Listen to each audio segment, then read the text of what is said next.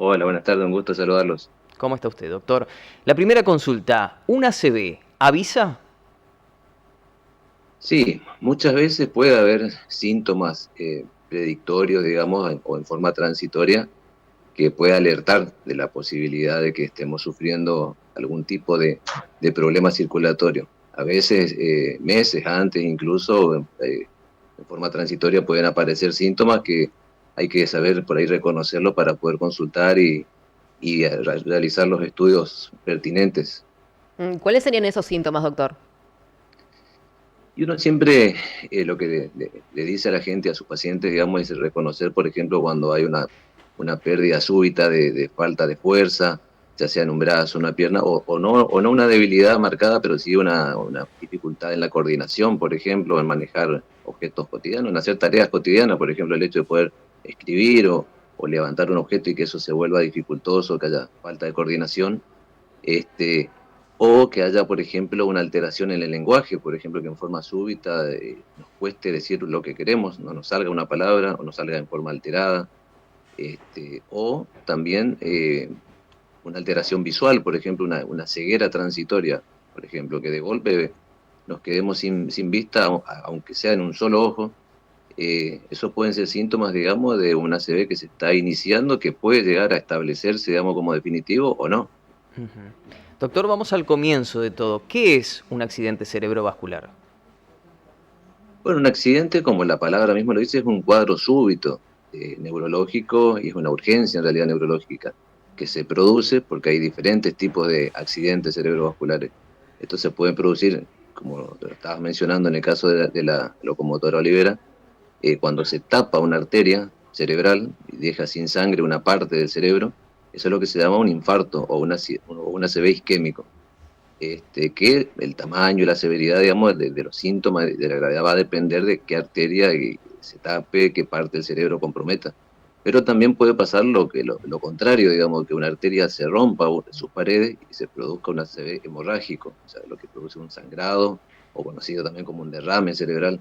O sea, cualquiera de las dos formas, digamos, son accidentes cerebrovasculares, solamente que en un caso se tapa una arteria, es un infarto, y en el caso contrario, digamos, se produce un sangrado a nivel cerebral, un hematoma o un derrame.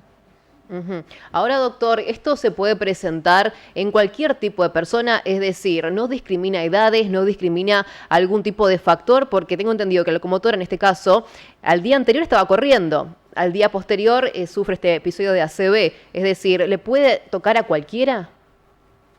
Claro, generalmente uno está acostumbrado a escuchar, era más frecuente, digamos, este tipo de enfermedades o de cuadros neurológicos en personas mayores, digamos, mayores de 50, 60 años, era lo que uno estaba acostumbrado a ver, pero la realidad es que cada vez en los últimos años se ven personas mucho más jóvenes, y como en este caso, por ejemplo, en personas incluso que tienen un hábitos de vida saludables, digamos, que son deportistas o que tienen controles relativamente frecuentes, controles médicos, pero lo que pasa es que existen lo que se denomina factores de riesgo, digamos. Hay, por supuesto que no es lo más frecuente que ocurra en una persona, por ejemplo, deportista, como en el caso de la locomotora, eh, pero sí en personas que tienen algunos de estos factores de riesgo, que son por ahí enfermedades que aumentan el riesgo, no predisponen a que tengamos algunos de estos tipos de eventos, ya sea la hipertensión, la diabetes, el colesterol, el triglicérido aumentado, un hábito de vida sedentario, por ejemplo, el no hacer actividad física, hasta incluso la alimentación, por supuesto que influye, que son, digamos, cosas que uno sí puede controlar o modificar hábitos como para disminuir el riesgo. Pero también hay un porcentaje de ACV donde no es posible por ahí encontrar la causa porque la persona no tiene antecedentes previos de enfermedades relevantes y hace una vida medianamente ordenada o activa, y pasa lo mismo, digamos, se tapa una arteria, uno busca y hace todos los estudios pertinentes como para encontrar la causa, pero por ahí no es posible encontrar, saber qué es lo que pasó, ya encontramos solamente la lesión, que son los que se denominan ACV criptogenético o idiopático, digamos, donde no es posible hallar la causa. Ujú.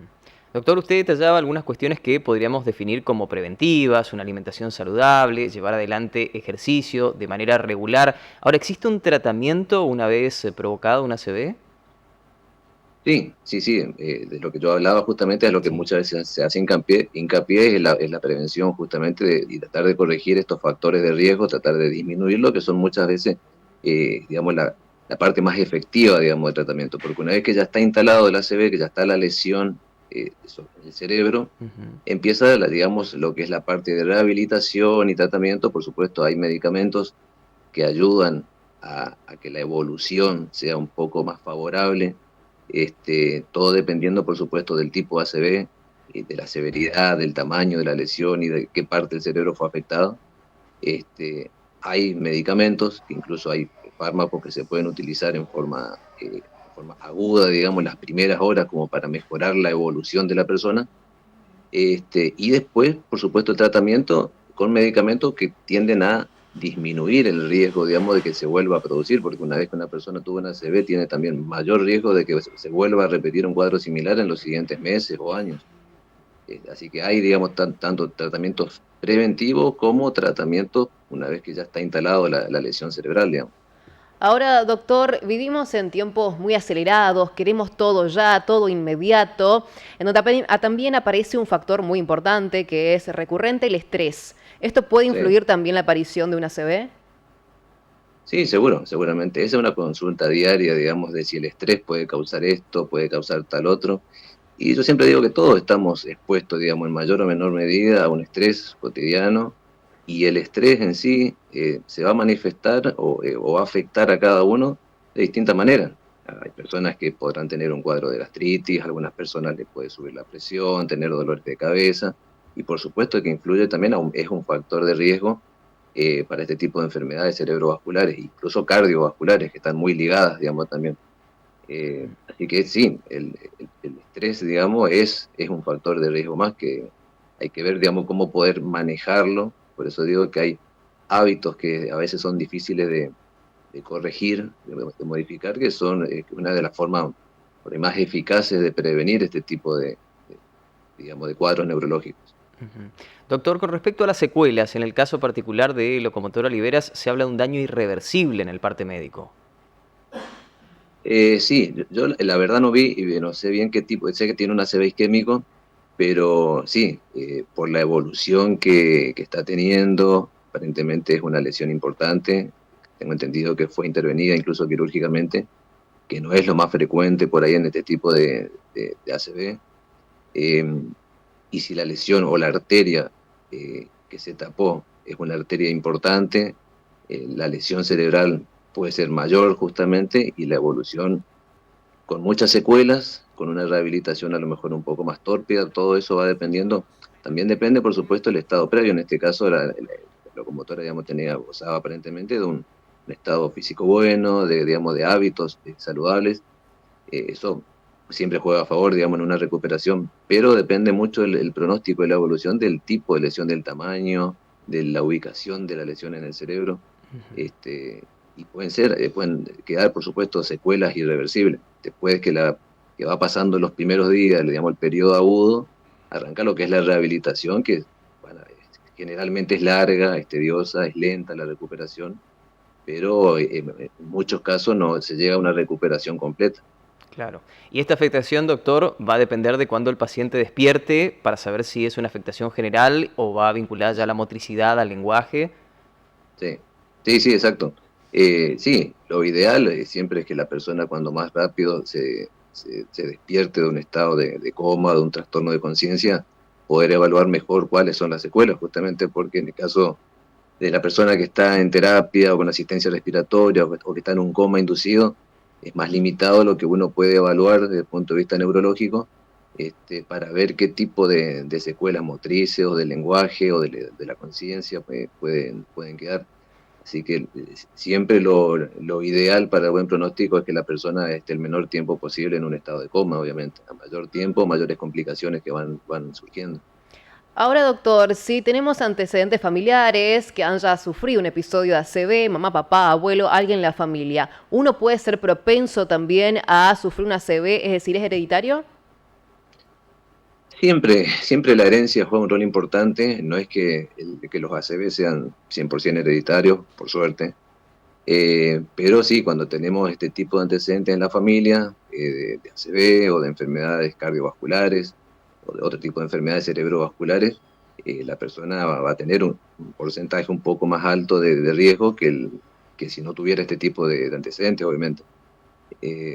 No es 100% hereditario, pero bueno, la parte genética siempre juega un rol, aumenta la predisposición, como también el hecho de tener enfermedades cardiovasculares previas, digamos, o problemas metabólicos también. Hablando por ahí de enfermedades como diabetes, hipertensión, dislipidemias, o hábitos tóxicos como el tabaquismo o el alcoholismo, son cosas, digamos, que se conocen desde hace muchísimo tiempo, que aumentan el riesgo de que tengamos este tipo de problemas. Ujú.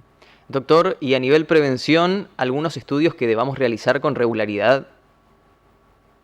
En realidad, la consulta neurológica o el control neurológico habitualmente no está dentro de una rutina, nadie va al neurólogo si no tiene ningún síntoma. Ujú. Pero sí, lo que se aconseja es el examen cardiovascular, sobre todo el control con un cardiólogo, para prevenir o detectar a tiempo cuadros de hipertensión, cuadros de arritmias cardíacas, que también están muy relacionados con la aparición de ACV, de lesiones vasculares, un laboratorio de rutina, digamos, que convendría hacerlo anualmente para detectar también problemas metabólicos, como le decía, aumento de colesterol, de triglicéridos, el aumento de la glucemia, distintas enfermedades metabólicas o problemas de coagulación, o sea, problemas en la sangre que se pueden detectar con un análisis simple de sangre. Entre eso, que sería un control clínico, cardiológico, y si se detecta alguna anomalía en estos estudios, se pueden pasar a hacer otro tipo de estudios un poco más complejos, a ver si en algún momento hubo ya alguna lesión, porque muchas veces hay lesiones cerebrales que pasan desapercibidas. Uno hace una tomografía o una resonancia magnética y la persona a lo mejor nunca sintió nada y sin embargo presenta pequeñas lesiones vasculares que hablan de que ya está teniendo Ujú. cierto impacto, cierta alteración a nivel de la circulación cerebral. Entonces, como para ir abriendo paraguas y decir, bueno, hay que empezar a controlar otras cosas, a modificar algunos hábitos o incluso a tomar alguna medicación como para disminuir el riesgo, digamos, de que esto se convierta en una ACV más adelante. Claro. Exacto. Doctor, me quedó una duda. Recién usted mencionaba ciertos hábitos tóxicos, como fumar, por ejemplo. A todo esto, los deportistas o aquellas personas que solamente se ejerciten y tomen suplementos, tomen pastillas justamente para ese fin. ¿Esto se considera tóxico? ¿No es tóxico? No, los suplementos vitamínicos en general no estaba probado de que sean, aumenten el riesgo básicamente de tener una enfermedad cerebrovascular, siempre y cuando estén bien administrados, bien indicados, dependiendo qué tipo de suplemento, pero hablando de las vitaminas o los suplementos que la mayoría de los Siempre con la aprobación de un deportistas. médico. Exacto, exacto. Así sea un suplemento vitamínico, siempre tiene que estar supervisado, digamos, por un profesional, por un preparador físico. Se supone que son, digamos, personas que están eh, expuestas a mayor demanda física, a una alta competencia y que hacen controles médicos en forma periódica. Y lo que tomen, ya sea suplementos vitamínicos, creatina, lo que fuere, tiene que estar indicado y controlado, digamos, por un profesional. Bien. Doctor, muchísimas gracias por su tiempo. Ha sido muy amable. Bueno, gracias a ustedes.